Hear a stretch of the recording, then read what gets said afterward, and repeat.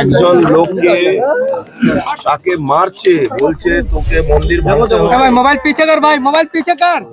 তারপরে আল্লাহু আকবার বলতে হবে, ওকে দিয়ে জোর করে বলিয়েছে। আজকে সারা রাজ্যে ভারতীয় জনতা পার্টির পক্ষ থেকে শহীদ দিবস আমরা পালন করছি। আজকে সকালবেলা মহাত্মা গান্ধীজি মূর্তির সামনে এই অনুষ্ঠান হওয়ার কথা ছিল, কিন্তু পুলিশ জোর করে ওখান থেকে সরিয়ে দিয়েছে। আমরা বুঝতে পারছি না কি ভারতবর্ষের মধ্যে বাংলা আছে না বাংলার মধ্যে ভারতবর্ষ আছে। এই যে ডিফারেন্স করার চেষ্টা করছেন মমতা ব্যানার্জি সরকার, উনি সনাতনীরা পশ্চিম বাংলায় কোনো আন্দোলন করতে পারবে না। জেহাদিদেরকে নিয়ে আজকে উনি মিটিং করছেন নেতাজি ইন্ডোর স্টেডিয়ামে, সেখানে কি উনি কোনো পারমিশন পুলিশ থেকে নিয়েছেন? বা জেহাদিরা যেদিন শুক্রবারে রাস্তায় নেবে হিন্দুদের বাড়ি ধ্বংস করছে, লুট করছে, রাহাজানি করছে, মেয়েদের উপরে টর্চার করছে, তাদেরকে পালাতে বাধ্য করছে, সেখানে কি কোনো পারমিশন নিয়ে করছে? আজকে ধুলিয়ানে আজকেও সকালে ধুলিয়ানে আগুন ধরিয়ে দেওয়া হয়েছে।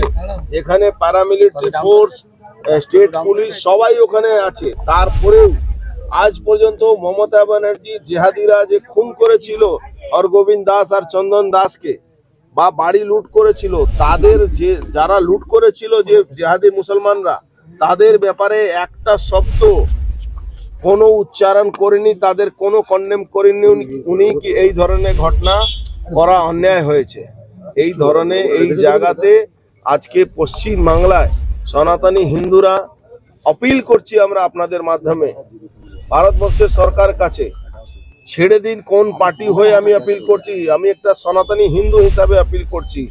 বাংলায় হিন্দুরা সুরক্ষিত আছে, বাংলার সনাতনীদেরকে বাঁচাবার জন্য পদক্ষেপ নিন। পশ্চিম বাংলা 355, 356 ধারা জারি করুন, তাহলে বাংলার হিন্দুরা বাংলাদেশ থেকে একটা সময় পালিয়ে এসেছিল, আজকে পশ্চিমবাংলা থেকে কোথায় পালিয়ে আসবে, পালিয়ে যাবে।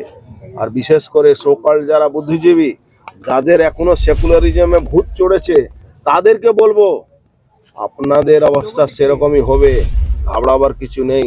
যেরকম বাংলাদেশে সেকুলার পন্থী যারা ছিলেন, যে যারা অ্যাক্টিভিস্টরা, যারা সেকুলার ছিলেন, যারা সেকুলারিজমে কথা বলতেন, তাদেরকে কিভাবে কুপিয়ে কুপিয়ে খুন করেছিল এই জেহাদিরা, বাংলা পশ্চিম বাংলায় এই জেহাদিরা আপনাদেরকে সেই অবস্থায় নিয়ে যাবে। এর জন্য আপনারা তৈরি থাকবেন। এই যে আজকে এই জায়গাটা কেন বাঁচতে হলো আর পুলিশ বাধা দিল কেন? পুলিশ বাধা দিল কেন আমি জানি না, কিন্তু বাঁচতে হলো কেন এটা আমি জানি। আমরা জিহাদিদের বিরুদ্ধে প্রতিবাদ করার জন্য আমরা মহাত্মা গান্ধী মূর্তিটাকে বেছে নিয়েছিলাম, কেন একটা সময় উনি আন্দোলন করেছিলেন এই দাঙ্গা রোকার জন্য, তাই জন্য আমরা বেছে নিয়েছিলাম।